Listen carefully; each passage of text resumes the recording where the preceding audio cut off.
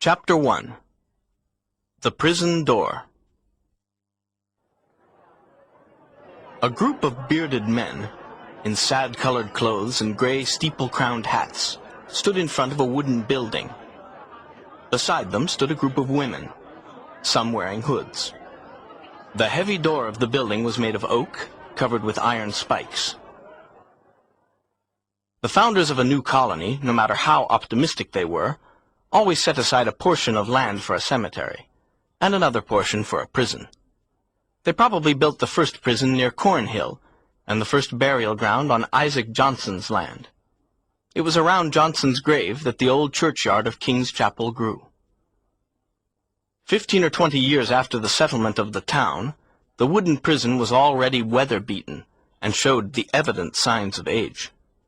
The rust on the ironwork of the oak door made it look older than anything else in the New World.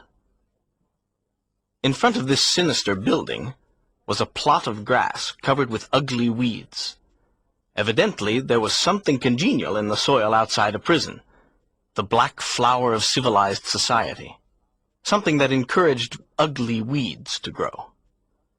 But on one side of the entrance there was a wild rose bush. In the month of June it was covered with delicate, fragrant roses. They offered their fragrance and beauty to the prisoner who entered the gloomy building, and to the condemned criminal who left it to meet his doom. Let us pick one of its flowers and give it to the reader. Hopefully this sweet flower will serve to soften the dark tones of a tale of human frailty and sorrow.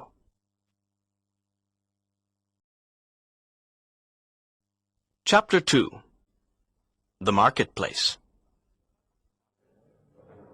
On a summer morning about 2 centuries ago, the grass plot in front of the jail in Prison Lane was occupied by a large number of Bostonians. Their eyes were fixed on the old oak door. Their faces were grim and rigid.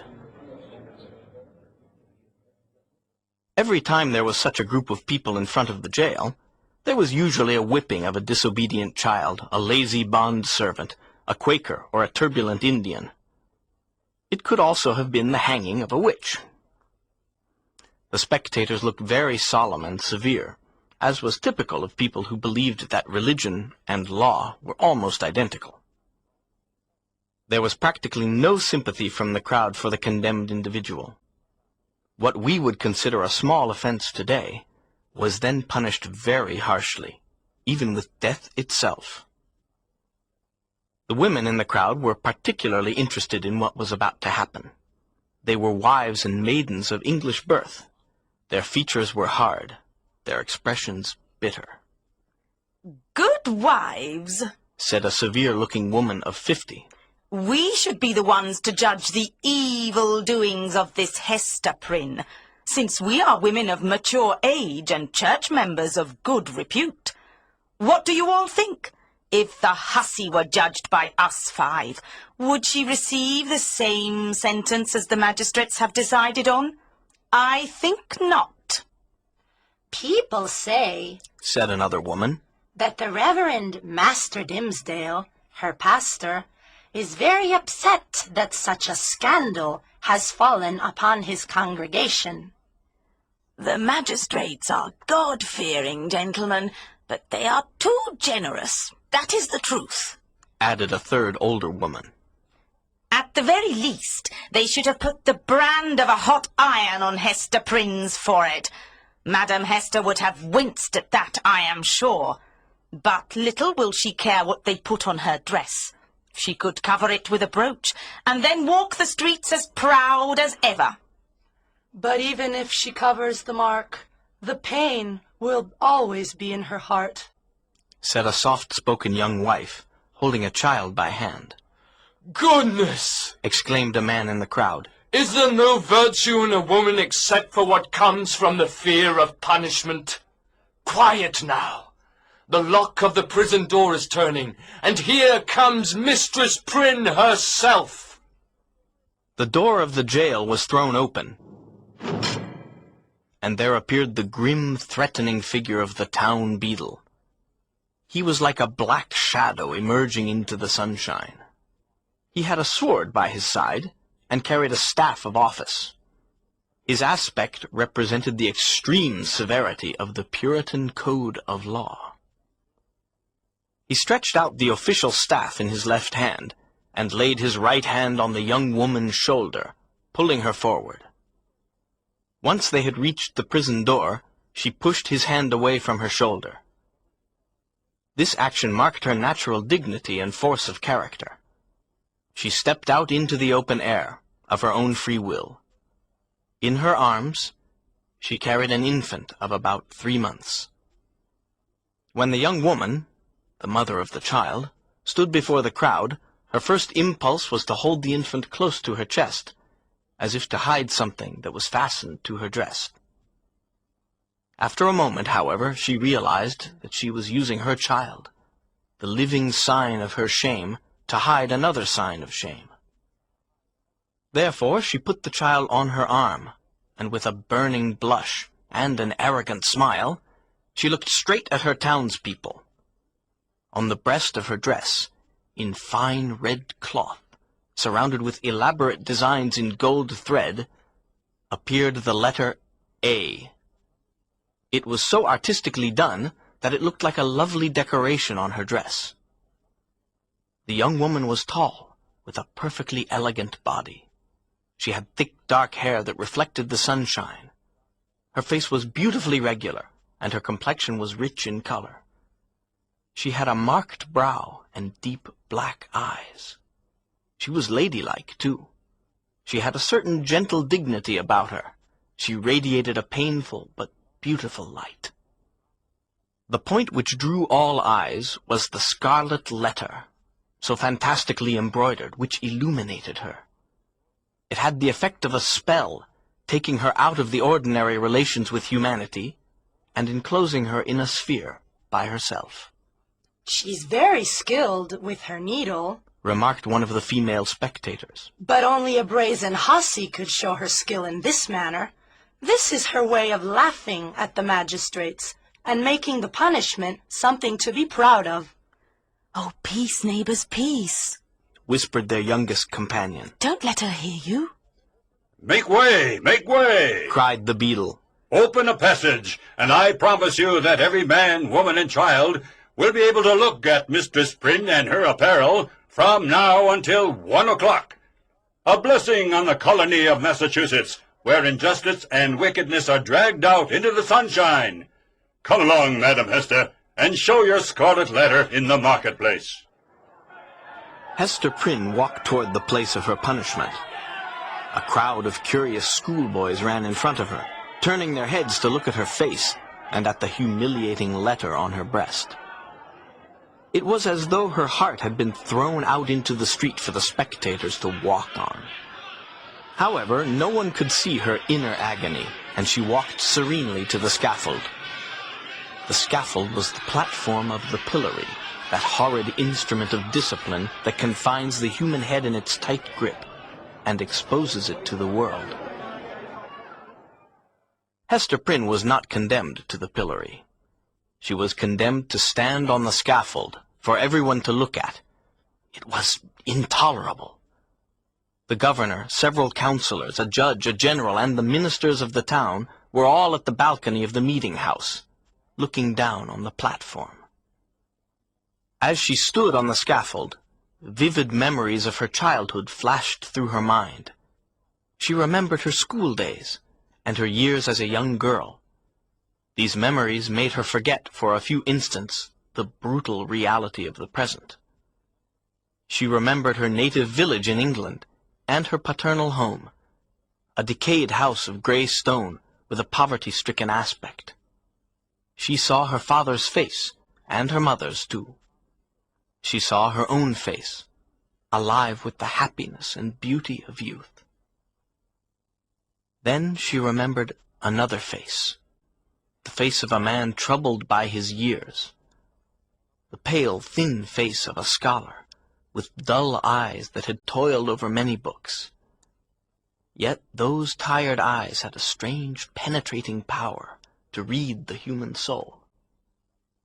Hester also remembered his slight deformity. His left shoulder was a bit higher than the right.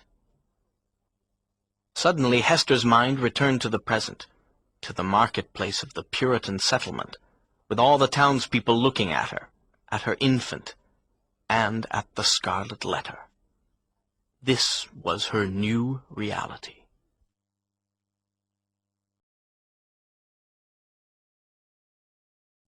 Chapter 3. The Recognition. As Hester was standing on the platform, she saw, in the distance, an Indian who was standing next to a white man. The white man had strange clothes and was small in stature. There was remarkable intelligence in his features. Hester noticed that one of the man's shoulders was higher than the other.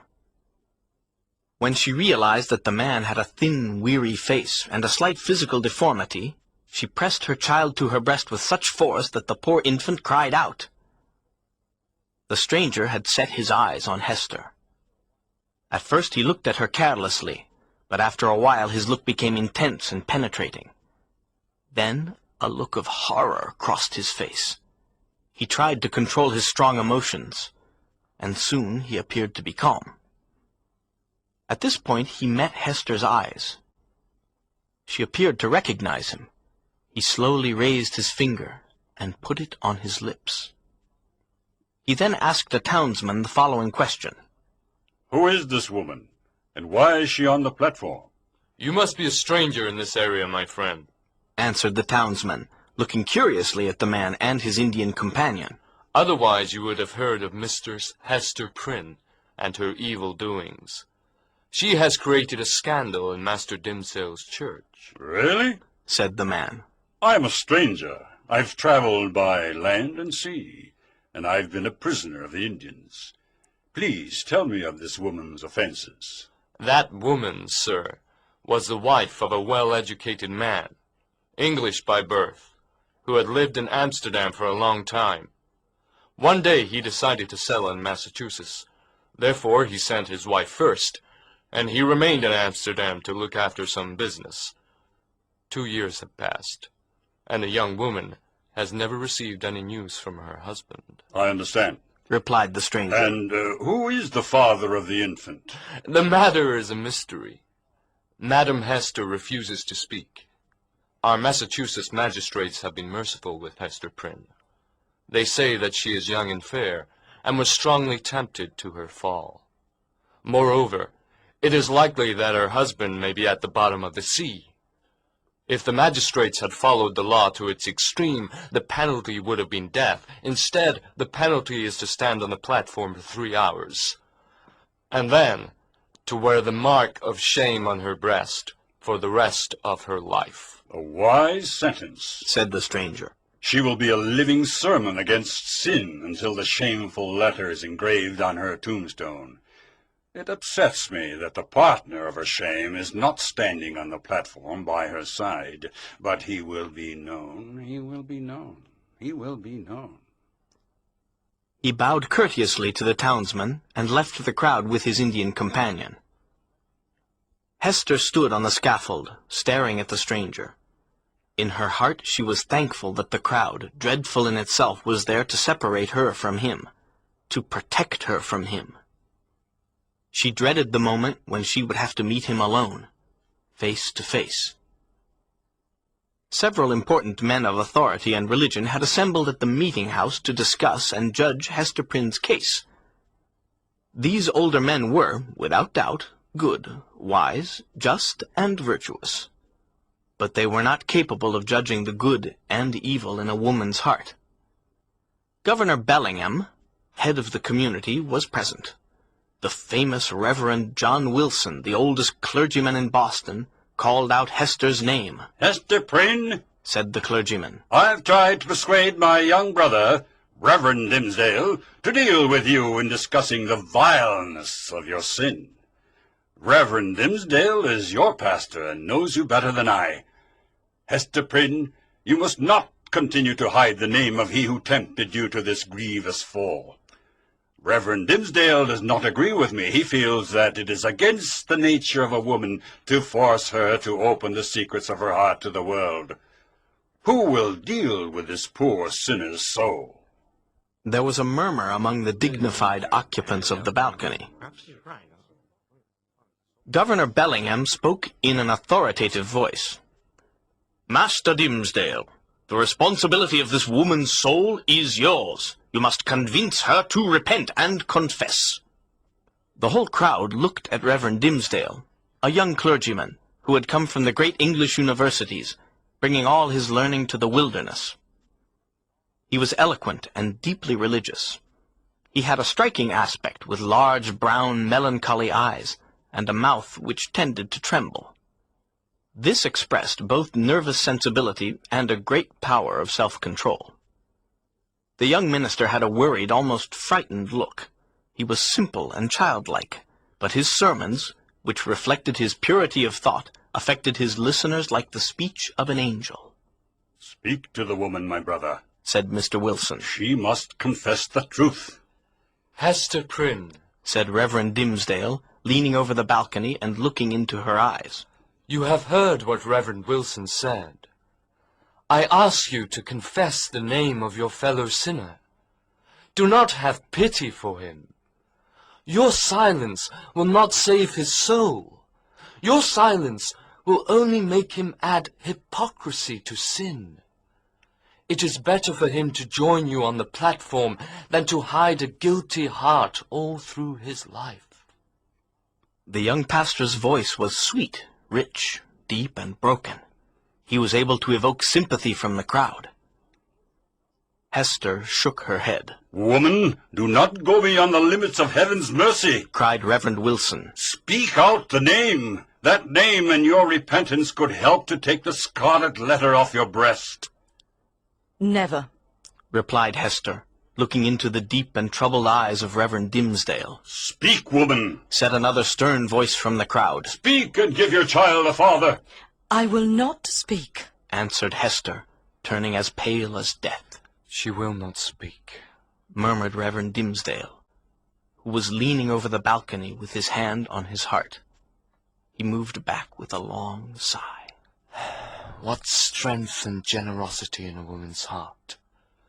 She will not speak. Chapter 4. The Encounter.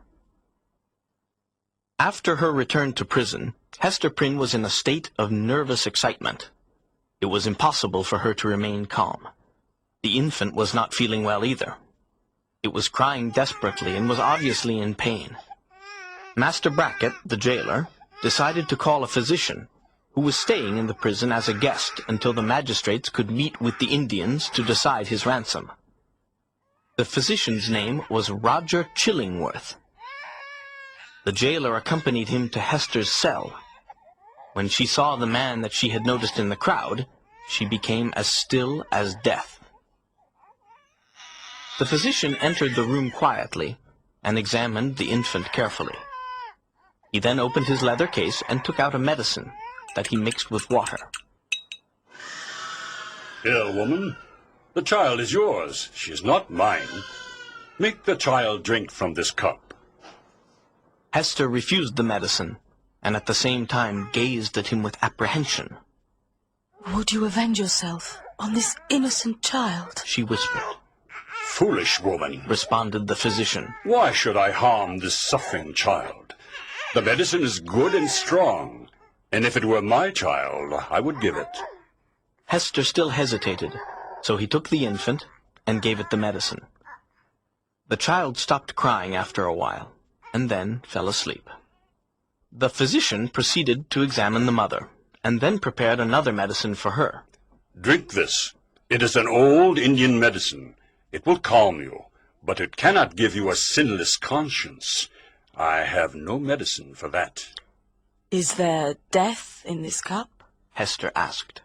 Do you know me so little, Hester Prynne? If I want revenge, what better revenge than to let you live, so that your shame can always be on your bosom? He touched the scarlet letter with his long finger. Live, therefore, and support your punishment in the eyes of men and women, in the eyes of your husband, in the eyes of your child. Hester drank the medicine, and sat down on the bed where the child was sleeping. The physician sat down near the bed. Hester knew that she had deeply and irreparably injured the man who sat next to her. "It was my folly, my weakness, to marry you," said the physician. "I was a man in decay, having given my best years to feed my dream of knowledge. I was born with a physical deformity. Why did I ever think that my intellectual gifts could compensate for my misshapen body and my age in the eyes of a beautiful young girl? From the moment when we came down the church steps together as husband and wife, I should have known that there would be a scarlet letter at the end of our path." You knew that I did not love you. I never pretended to love you. I have always been frank with you, said Hester. "True," he replied. "It was my folly. In my life the world has been a cheerless place. My heart was sad and lonely without a household fire. I was looking for a little happiness, a little warmth, and so, Hester, I took you into my heart." I have greatly wronged you, murmured Hester. "We have wronged each other," answered the physician. "By marrying you, I created an unnatural relation between your youth and my decay.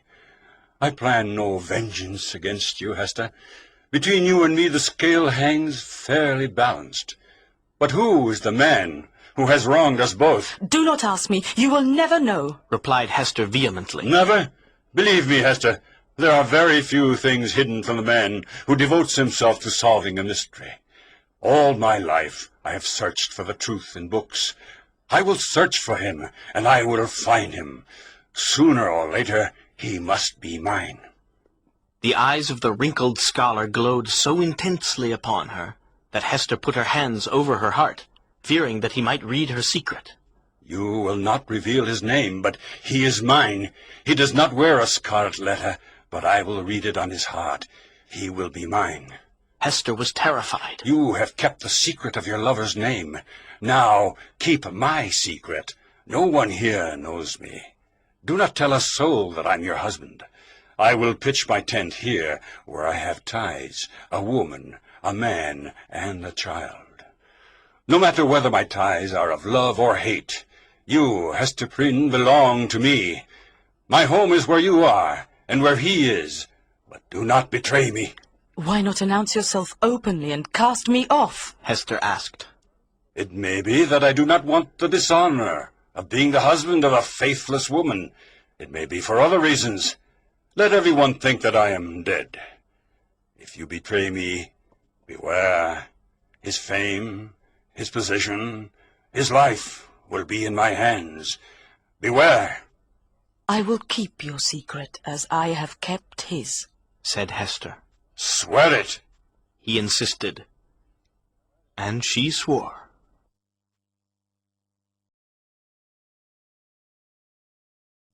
Chapter 5. Hester and Pearl. Hester Prynne's prison term was over. The prison door was thrown open, and she came out into the bright sunshine.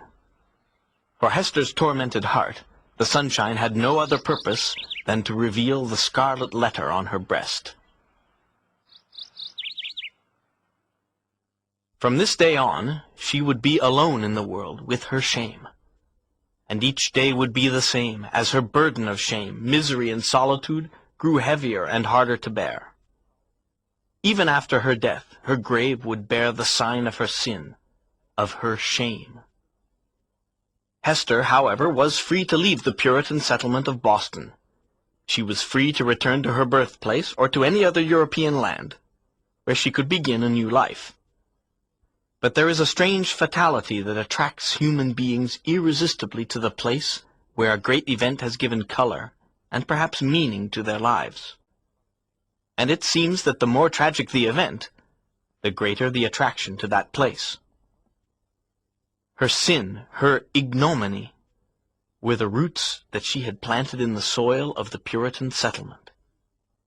Perhaps another feeling kept her there too, a feeling that she was afraid to recognize, a feeling that she hid from herself. In the Puritan settlement there lived the man who was her partner in sin, and the father of her child. She forced herself to believe that the reason for remaining in New England was that here she would purge her soul through humiliation, shame, and suffering. Therefore, Hester did not flee. She and her child went to live in a small thatched cottage near the seashore, and far from the Puritan settlement. She lived a life of isolation. She had no friends. Her only contact with other humans was through her work. She possessed an art that was required even in these barren lands, the art of needlework. She was exceptionally skilled with the needle. Public ceremonies, installation of magistrates, funeral robes, and baby linen all required rich embroidery and beautiful ornamentation. Hester had a good amount of work to do all year long, but never was she called to embroider the white veil of a young bride. This indicated the relentless vigor with which society punished her for her sin. Hester often gave contributions to charity to help the poor of the community. She made clothes for them, too. The poor often scorned her, but they readily accepted her charity. Hester felt completely excluded from society. Every gesture, every word, and even the silence of those she contacted expressed that she was banished. If she entered a church on the Sabbath, she was immediately the object of gossip and scorn. Hester began to fear children, for when she walked through the town they followed her, screaming insults. Terrible legends grew around the Scarlet Letter. Some people believed that it was red-hot with infernal fire, and could be seen glowing at night when Hester walked outside. Hester had named her little girl Pearl, because a pearl was an object of great price, and she had paid a very high price indeed for her pearl. Hester knew that what she had done was evil, and she believed that its result would not be good. Therefore she fearfully examined Pearl, expecting to discover something dark, peculiar, or perverse in the child. Pearl had no physical defect. She had an inborn grace that accompanied her flawless beauty. In this little girl there was something both wild and majestic. Hester made her richly decorated dresses that enhanced Pearl's beauty. She did everything in her power to be a strict but loving mother. As Pearl grew, Hester could not help asking herself if she was a human child. Her shiny black eyes had a look that was very intelligent, yet inexplicable, perverse, and sometimes malicious. She was an enigma for her mother. For the townspeople, Pearl was a demon offspring, a living sin. The first thing Pearl noticed in her life was the scarlet letter on Hester's breast. She would grab it with her little hand, and then she would look into her mother's eyes with a peculiar smile. This peculiar smile puzzled and frightened Hester. Pearl was an outcast in the children's world. She was considered a product of sin, an evil child that had no right to be with the other children of the Puritan community of Boston.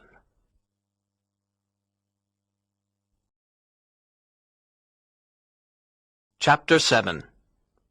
The Leech and His Patient. Under the name of Roger Chillingworth was hidden another name, which Chillingworth had decided never to use. He was unknown to all, except to Hester, and he possessed the lock and key of her silence. Roger Chillingworth set up his residence in the town of Boston, and he became the physician of the settlement. The townspeople considered themselves fortunate to have such a learned physician in their town. During the period of Indian captivity, he had gained considerable knowledge of the medicinal properties of native herbs and roots. Chillingworth had chosen Reverend Dimmesdale, who was greatly admired, as his spiritual guide. At about this time, Reverend Dimmesdale's health began to fail.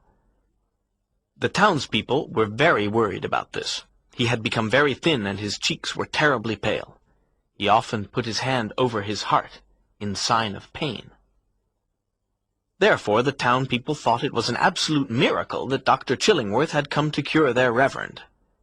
He became the reverend's medical adviser. Together they took long walks in the forest and along the seashore. Both were learned, intelligent men, and they were glad to exchange their ideas on different topics. Intellectually, it was a breath of fresh air for the reverend. Thus Roger Chillingworth, the kind and friendly physician, got to know his patient very well. Too well. Chillingworth believed that the illnesses of the body are usually connected with the problems of the heart and mind. A man burdened with a secret should avoid the intimate company of his physician, because if the physician possesses intuition, sooner or later the secret will transpire. Chillingworth felt that Reverend Dimmesdale possessed a secret that he was carefully guarding. After some time, upon a hint from Roger Chillingworth, the friends of Reverend Dimmesdale arranged that the two should share the same house. In this way, every moment of the minister's life would pass under the investigating eye of his anxious physician. The townspeople were relieved because they felt that the Reverend would finally be in good hands. This new home was with a pious widow of good social rank. The kind widow gave the sickly Reverend a front apartment with a sunny exposure. On the other side of the house, old Chillingworth arranged his study and laboratory. As time went on, a part of the community began to see the old physician as a mysterious figure. There was an aged craftsman who said he had seen the same physician in London about 30 years earlier.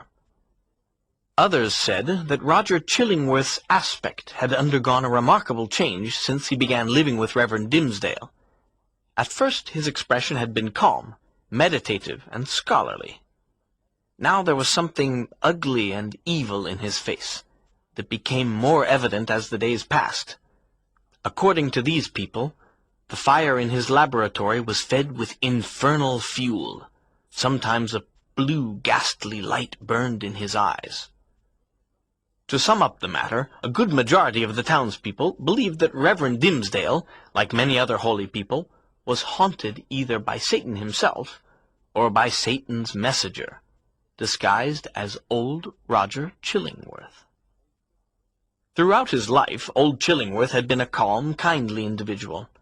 He had never been a warm person, but he was an upright man. He had begun his investigation with the impartial integrity of a judge. But as time went on, he became emotionally involved. He was seized by a terrible fascination that never again set him free. He became obsessed. He dug incessantly into the poor clergyman's heart, like a miner searching for gold. He groped along as stealthily as a thief. Reverend Dimmesdale, who was extremely sensitive, became aware that something inimical had entered his life. He was suspicious of all mankind. He trusted no man as his friend, but he was not able to recognize his enemy when he actually appeared. Therefore, he continued being Chillingworth's close friend. Dimmesdale often visited the physician's laboratory and watched the processes by which weeds and roots were converted into potent medicines. One day, while he was in the physician's laboratory, he asked, "Where did you find those weeds with such a dark leaf?" I found them growing on a grave that had no tombstone. These ugly weeds probably grew out of a dead man's heart, a heart that hid some hideous secret that was buried with him, a secret that he should have confessed during his lifetime. "Perhaps," said the Reverend. "he earnestly wanted to, but he could not." Why not? Asked Chillingworth, observing the Reverend closely. "The human heart hides our most hideous secrets, and it must do so until that last day. Then, with immeasurable joy, all men will reveal their sins before the Heavenly Father. Only the divine power can peer into the heart to discover its secrets." But why not reveal them here? Why shouldn't the guilty ones get rid of their burden and receive this immeasurable joy here on earth? "Most sinners do," said the Reverend, gripping his breast. Many a poor soul has confided in me, not only on the deathbed. And after such an outpouring, the sinner experienced immense relief. Yet some men bury their secrets, observed the calm physician. True, there are such men, answered the Reverend.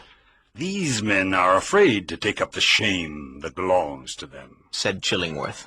Such men deceive themselves. The physician continued examining the plants that he had gathered. Reverend Dimmesdale watched him, and then said, Do you think my health is improving with your remedies? Please, speak frankly. The physician was still busy with the plants, but kept a wary eye on the Reverend. Your disorder is a strange one. Have you told me everything I need to know in order to cure you? Are you hiding anything from me? How can you ask me this? Said the minister.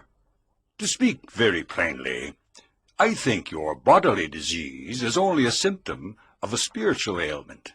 Please pardon me, sir, if my speech offends you. I presume you do not deal in medicine for the soul, said the Reverend, hastily rising from his chair. Chillingworth went on in an unaltered tone. If you want your physician to heal the evil of your body, you must first reveal to him the trouble in your soul. No, not to you, not to an earthly physician, cried Reverend Dimmesdale passionately, with a kind of fierceness. Not to you. If my soul is troubled, I will open myself to the physician of the soul. Who are you to meddle in this matter? To put yourself between the sufferer and his God? With a frantic gesture, he rushed out of the room. It is good that this has happened, said Chillingworth to himself. Nothing is lost. We'll be friends again. But I've seen how passion takes hold of this man. As with one passion, so with another. After a few hours, the Reverend apologized to his physician for his outburst. He asked Chillingworth to continue curing his health. Chillingworth agreed and continued his medical supervision. One day at noon, Reverend Dimmesdale fell asleep in his chair while reading a book.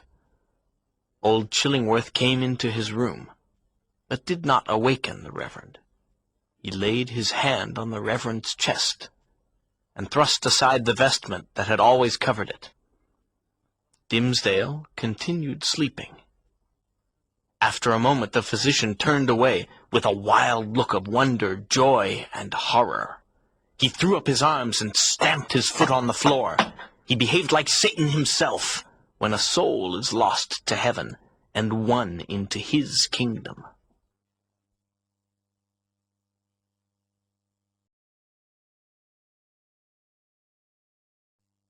Chapter 8. The Interior of a Heart. After the incident last described, the relationship between the clergyman and the physician changed profoundly, although externally it seemed the same. Roger Chillingworth appeared calm, gentle, and passionless, as always. But there was now a certain malice in this old man that led him to imagine a more intimate revenge than any mortal had ever inflicted on an enemy. Chillingworth saw and understood every movement of Dimmesdale's soul. He became the chief actor in the poor minister's interior world. He could manipulate the Reverend as he chose, because he knew the spring that controlled the engine. All this was accomplished with perfect subtlety. Although the minister felt an evil influence watching over him, he could never suspect its real nature. At times he looked doubtfully, fearfully, and even with horror and hatred at the deformed physician. His entire being was odious to the minister. Nevertheless, as a matter of principle, the Reverend continued his habits of social familiarity with the old physician. This gave Chillingworth a constant opportunity to perfect his revenge on his unsuspecting victim. Reverend Dimmesdale suffered from ill health, was tormented by a troubled soul, and was a victim of the machinations of his worst enemy. In spite of all this, he achieved a brilliant popularity as a pastor. His intellectual gifts and his power of communicating emotion were kept alive by the anguish of his daily life. It was the heavy burden he carried in his heart that enabled him to understand the sinners of his congregation so well. He was considered a miracle of holiness. This public veneration tortured him. He longed to speak out from his own pulpit and tell the people what he really was. I, your pastor, whom you venerate and trust, am a profanation and a lie. More than once, Reverend Dimmesdale had gone to the pulpit with the purpose of revealing his true self. More than once he had cleared his throat and had actually spoken. Spoken! But how? He told his congregation that he was completely vile and disgusting, the worst of sinners and unworthy in every way. Wouldn't the people take him out of the pulpit? Not so. They appreciated him even more. He is a saint on earth. If he sees sins in his own white soul, what a horrid spectacle if he ever saw mine, they said among themselves. The minister knew, subtle but remorseful hypocrite that he was, how his vague confession would be viewed. He spoke the truth and transformed it into a falsehood. And yet he loved the truth and hated lies. Therefore, above all things, he hated his miserable self. In the Reverend's secret closet, under lock and key, there was a whip. His inner troubles led him to whip his own shoulders, while he laughed bitterly. It was also his custom to fast. He fasted as an act of penance, until his knees trembled. At night, instead of sleeping, he kept vigils. During these long vigils, he studied himself in the mirror. He had visions of angels, of demons, of dead friends of his youth, of his parents. He also had visions of Hester, with little Pearl in her scarlet dress, pointing to her mother's scarlet letter, and then to the minister's own breast. Reverend Dimmesdale lived a life of misery, a life of falsehood. The only truth that continued to give him real existence on earth was the anguish of his soul. On one of those ugly nights, a new thought came to his mind. He dressed with care, went down the staircase quietly, opened the door, and went out. Walking in the shadow of a dream, Reverend Dimmesdale reached the platform where 7 years before Hester Prynne had lived through her first hour of public ignominy. It was a cloudy night in early May. The town was asleep. Why had the minister come here? He had been driven by the impulses of remorse and cowardice. Remorse pushed him to confession, while cowardice pulled him back with her tremulous grip. While standing on the scaffold in this vain show of expiation, the Reverend was overcome by a horrible feeling. It was as if the universe was gazing at a scarlet token on his naked breast, right over his heart. Without realizing it, he shrieked aloud. Ah! It was a cry that went ringing through the night. It is done. He muttered, covering his face with his hands. The whole town will awaken and find me here. But the town did not awaken. Suddenly, in the dark of the night, he heard a light, childish laugh. He recognized little Pearl's voice. Pearl! Little Pearl! He cried. Then, with a softer voice, he said, Hester! Hester Prynne! Are you there? Yes, it is Hester Prynne. She replied, approaching the platform. Where are you coming from? Asked the minister. I have been at Governor Winthrop's deathbed to take the measurements for his death robe. Come up here, Hester. You and little Pearl, said the minister. You both have been here before, but I was not with you. Let us stand all three together. She ascended the steps hesitantly and stood on the platform, holding Pearl by the hand. The minister took the child's other hand. The moment that he did so, A rush of new life poured into his heart and rushed through his veins. It was as if the mother and child were communicating their vital warmth to his half-torpid system. The three formed an electric chain. Suddenly a bright light lit up the cloudy sky. It was undoubtedly a meteor flying through the sky. In those days it was common to interpret the appearance of meteors as revelations from a supernatural source. As Reverend Dimsdale looked up at the sky that had been lit by the meteor, he saw an immense letter A, marked with lines of dull red light. While the Reverend was gazing up at the sky, he was perfectly aware that little Pearl was pointing her finger at old Roger Chillingworth, who stood not far from the scaffold. "Who is that man, Hester?" gasped the Reverend, filled with terror. "Do you know this man? I hate him, Hester." She remembered her oath, and was silent. "My soul shivers at the sight of that man. He fills me with horror. Who is he?" muttered the Reverend again. Approaching the platform with a malevolent expression, Chillingworth said, "Pious Master Dimmesdale, can this be you?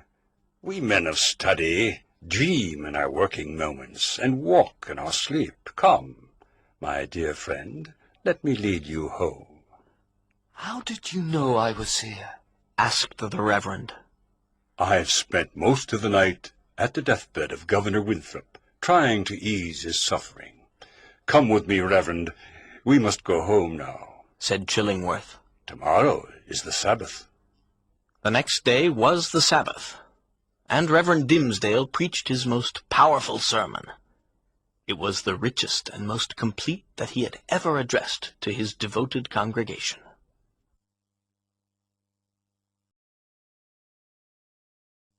Chapter 9. Hester and the Physician. After having met Reverend Dimsdale on the platform, Hester was shocked by his deteriorated physical and mental condition. In 7 years he had undergone a frightening change for the worse. A secret enemy was continually at his side, disguised as a friend and helper. She decided that it was her responsibility to help him. During the past 7 years, Hester's position in the community had changed. She silently accepted her isolation and her shame. She was a self-ordained Sister of Mercy. She constantly helped the poor, the sick, and the afflicted. Many people refused to interpret the Scarlet A with its original meaning. They said it meant able.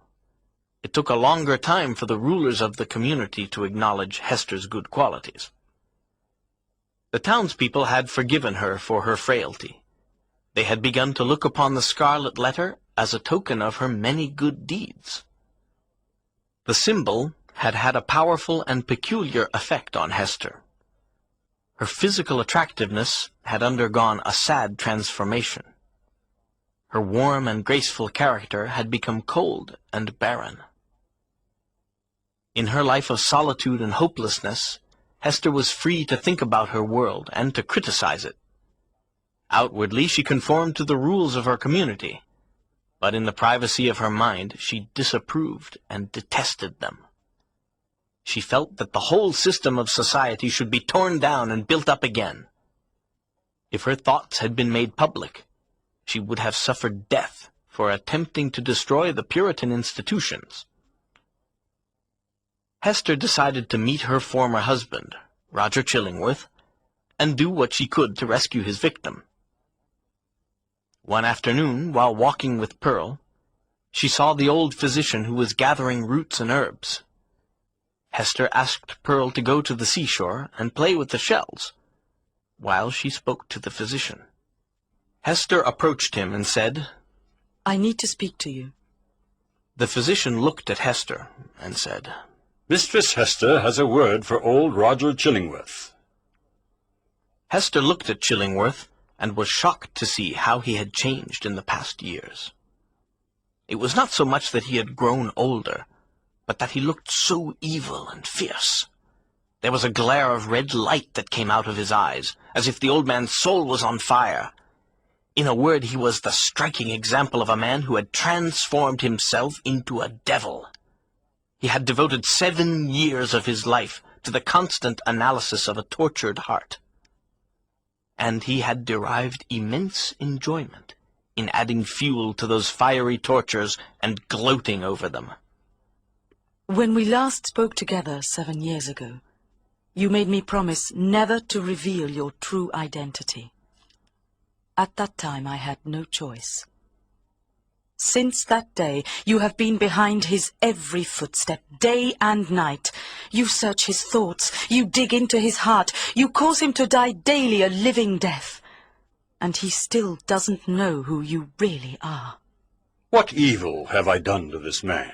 Asked Chillingworth. I've cared for his failing health in every possible way. If I had not cared for him, he would have died. It would have been better if he had died at once, said Hester. Yes, you are right, cried old Chillingworth. Never has a man suffered as he has suffered, and before my very eyes. He has felt a constant evil influence like a curse. But he does not know that I am responsible for his misery. I am the evil fiend. Have you not tortured him enough? Asked Hester. Has he not paid his debt to you? No, no. He has only increased the debt. Do you remember me, Hester, as I was when you first met me? I was peaceable, innocent, kind, and just. Was I not all this? All this and more, said Hester. And what am I now? He cried. I am a fiend. Who made me so? I myself, cried Hester, shuddering. It was I, not less than he. Why have you not avenged yourself on me? I have left you to the Scarlet Letter, replied Chillingworth. It has avenged you, said Hester. But now I must reveal the secret. It is a debt I have with him. Forgive him and leave his punishment to the almighty power. You have been deeply wronged, and it is your privilege to forgive. Do you want to reject this priceless privilege? There was almost a majestic quality in her despair. It is not in my power to pardon. You planted the germ of evil, and now let the black flower blossom. It is our fate. Go, and do as you want with that man. He waved his hand and continued gathering herbs. With great anger, Hester watched him walk away. Be it sin or not, she said bitterly, I hate the man.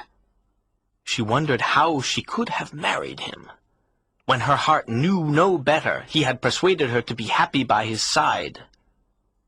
Yes, I hate him. He betrayed me. When Chillingworth had gone, she called back her child. Pearl had been playing with seaweed, and had made the letter A, which she put on her bosom. I wonder if Mother will ask me what it means, thought Pearl. My little Pearl, said Hester, the green letter on your young bosom has no purpose. Do you know why your mother wears it? I do, answered Pearl. It is for the same reason that the minister keeps his hand over his heart. And what is that reason? I have told all I know, Pearl said seriously. She took her mother's hand in both her own, and gazed into her eyes with earnestness. Hester thought that perhaps Pearl had reached an age when she could become a friend for her, a friend with whom to share her sorrow. Pearl continued to ask her mother about the meaning of the Scarlet Letter. One day Hester said, Silly Pearl, there are many things in this world that a child must not ask about. Hold your tongue, otherwise I will shut you in a dark closet.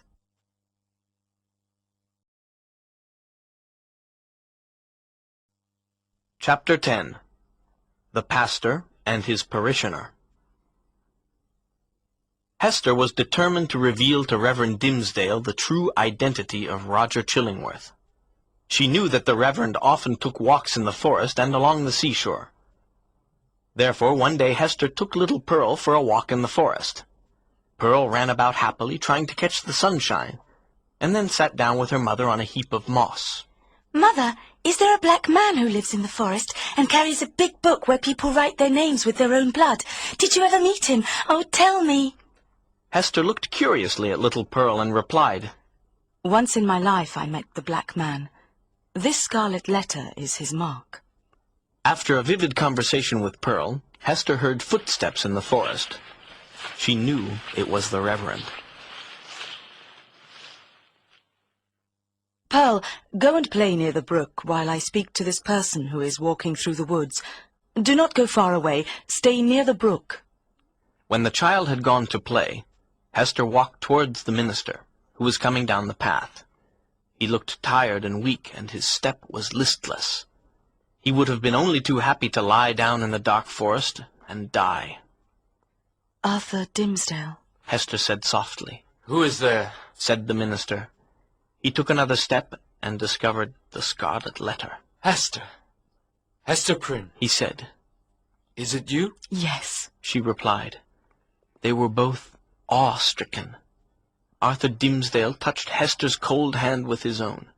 They sat down on the heap of moss, and when they had found the strength to speak, made remarks about the approaching storm. They had been separated for so long by fate and circumstances that it took some time before they could open their hearts to each other. After a while the minister looked at Hester and said, Hester, have you found peace? She smiled sadly, looked at her bosom and asked, Have you? None. Nothing but despair. Were I an atheist, a man without a conscience, I might have found peace long ago. But I am a minister. I am so miserable. The people revere you, and you have certainly worked well among them, said Hester. More misery, Hester. I have laughed bitterly at the contrast between what I seem and what I am.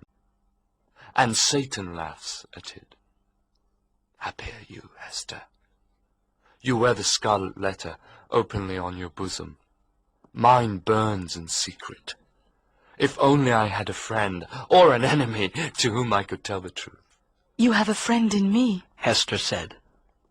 Then, trying desperately to conquer her fears, she said, You have such an enemy, and he lives with you under the same roof.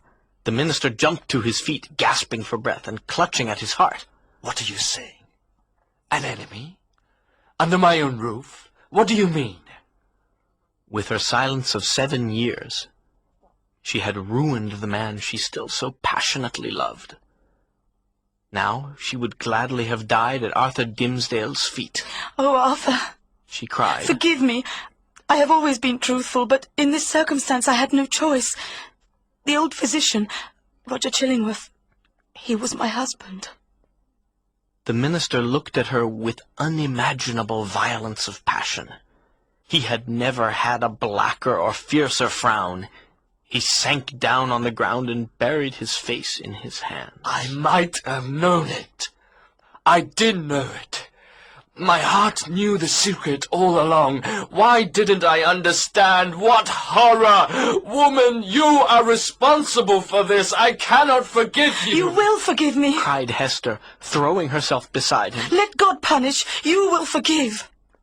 With desperate tenderness, she threw her arms around him and pressed his head against her bosom. His cheek rested on the scarlet letter.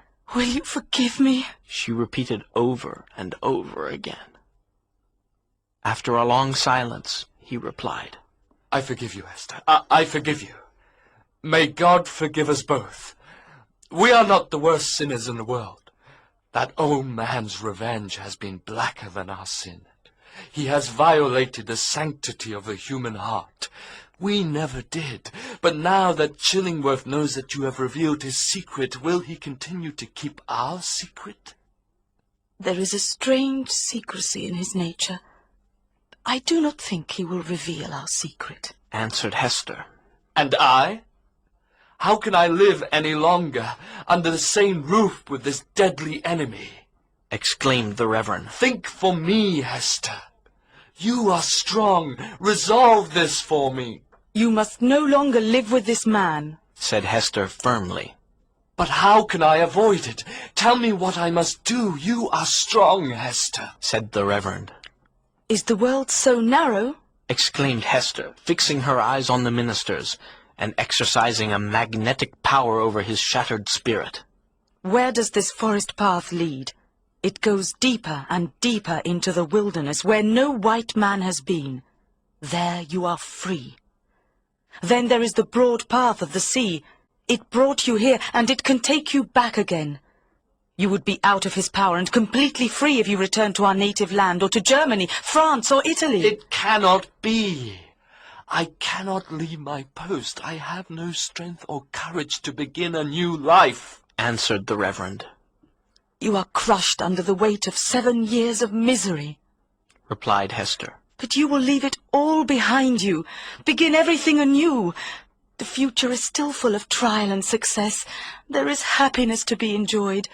Exchange this false life of yours for a new one. Preach, write, act, do anything, but do not lie down and die. Oh, Hester, cried Dimmesdale. I must die here. I have no strength or courage left in me to venture into the wide, difficult world alone. He repeated the last word. Alone, Hester. You will not go alone, she answered, whispering. Then all was spoken.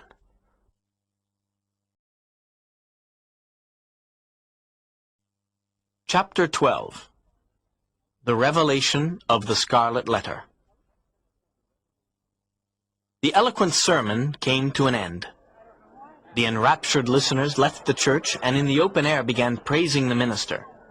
According to them, no man had ever spoken so wisely. No man had ever been so pious. To them, he was a saint. He was enjoying his moment of glory, while Hester was standing beside the scaffold with the scarlet letter still burning on her breast. As the military men and magistrates moved onward, all eyes turned to the minister. How weak and pale he looked in the middle of his triumph. The inspiration that had sustained him during his sermon had left him now that he had performed his duty. He tried to walk on, but he could barely stand erect. The crowd looked on in awe and wonder.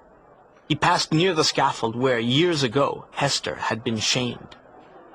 He paused, turned toward the scaffold, and stretched out his arms. Hester, he said, come here. Come, my little pearl. His aspect was ghastly. The child ran to him and clasped her arms around his knees. Hester went near him slowly against her will. At that instant, Chillingworth pushed through the crowd to snatch back his victim. He caught the minister's arm and said, Madman, stop! Send away that woman and this child. Do not blacken your fame and perish in dishonor. I can still save you. Ha, tempter! You are too late, answered the minister. With God's help, I will escape you now. He again extended his hand to the woman with the scarlet letter. Hester Prynne, he cried with piercing earnestness. In the name of God, who gave me the grace to do what I did not do 7 years ago, come here now. Give me strength, Hester. The crowd saw the minister, leaning on Hester's shoulder and supported by her arm around him, ascend the steps of the scaffold. Roger Chillingworth followed them and said, There is no place on earth where you could have escaped me except on this scaffold. The Reverend trembled, turned to Hester and said, Isn't this better than what we dreamed of in the forest? I don't know, I don't know, she replied hurriedly. Better? Yes, so that we may both die and little Pearl die with us. For you and Pearl, God is merciful. Now, let me do what I must. Hester, I am a dying man, so let me take my shame upon myself. Supported in part by Hester, and holding one of Pearl's hands, the Reverend Dimmesdale turned to the rulers, the ministers, and the people. They all knew that an important event of his life was about to be revealed to them. People of New England, he cried with a high, solemn voice. You who have loved me, you who have considered me holy, look at me here.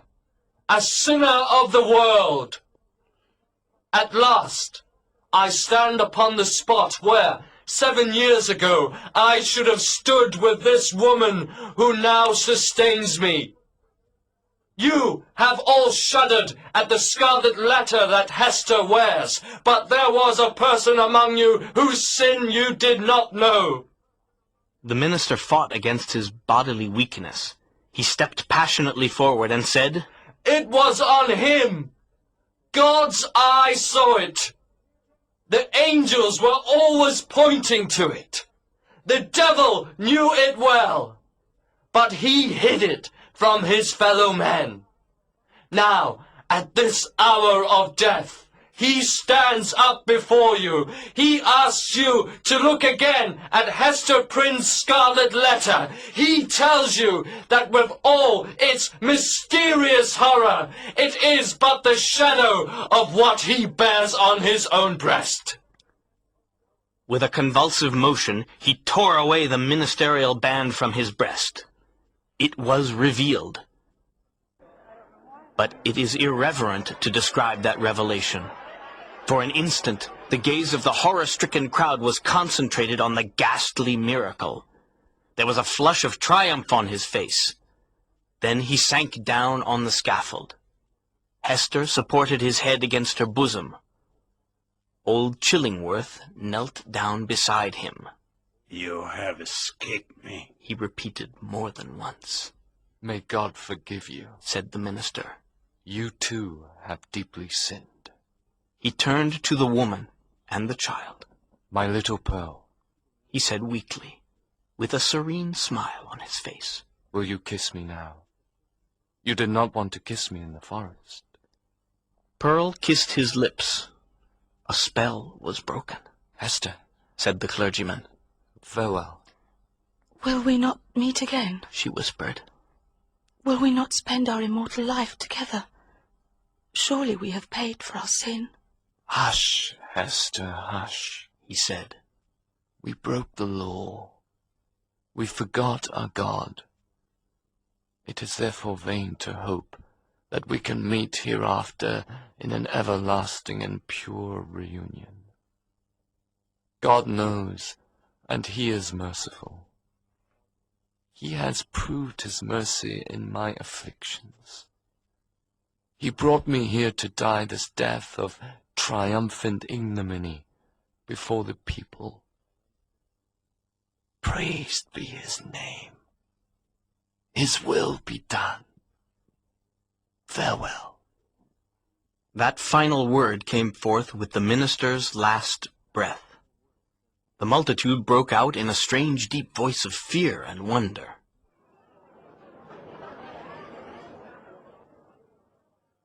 There was more than one account of what had been witnessed on the scaffold. Most of the spectators testified to having seen on the breast of the unhappy minister a scarlet letter, the same as that worn by Hester Prynne, and imprinted in the flesh. There were several explanations regarding its origin. Some said that the Reverend inflicted a hideous torture on himself. Others claimed that evil old Roger Chillingworth caused it to appear by giving the Reverend poisonous and magic drugs. Others contended that the stigma was the effect of remorse and heaven's dreadful judgment. Certain persons, who were spectators of the whole scene, denied having seen any mark whatever on his breast. They also said that his dying words did not acknowledge the slightest connection on his part with Hester Prynne's scarlet letter. According to these witnesses, he wanted to teach them that, no matter how holy or pure, we are sinners all alike.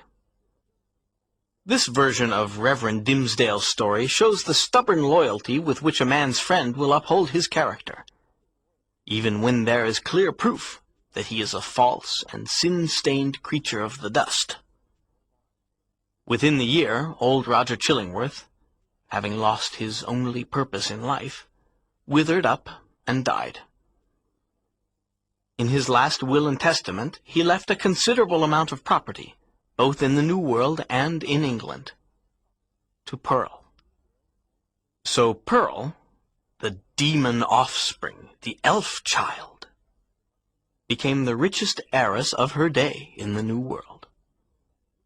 After the physician's death, Hester and Pearl disappeared, and no one knew where they had gone. Many years passed, and one day a tall woman in a gray robe approached the cottage by the seashore where Hester had lived. It had never been opened in all those years. The woman, with a scarlet letter on her breast, entered the cottage. Hester Prynne had returned. But where was Pearl? No one ever knew. But through the remainder of Hester's life, there were indications that she was the object of love and interest of an inhabitant of another land. Letters with armorial seals arrived. In the cottage there were articles of comfort and luxury that Hester had never used, which only wealth could have purchased. Once, Hester was seen embroidering a baby garment with lavish richness. Gossips of that day tell us that Pearl was not only alive, but married, happy, and always mindful of her mother. Hester had preferred to return to Boston, rather than remain in that unknown region where Pearl had found a home. There was a more real life for her here. This was the place of her sin, her sorrow, and her penance. She wore the scarlet letter of her own free will. The scarlet letter ceased to be a stigma, and was looked upon with awe and reverence.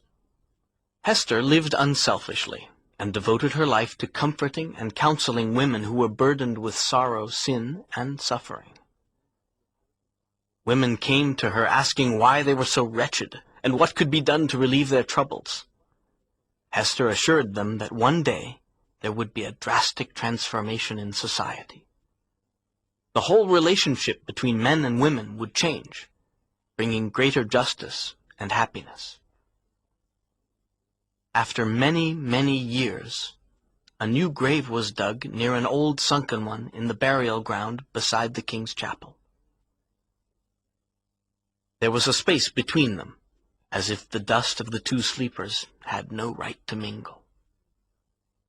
One tombstone served for both. On this simple slab of slate, there appeared an engraved coat of arms. It had this inscription that might serve as a motto and brief description of our legend. On a field sable, the letter A, gules.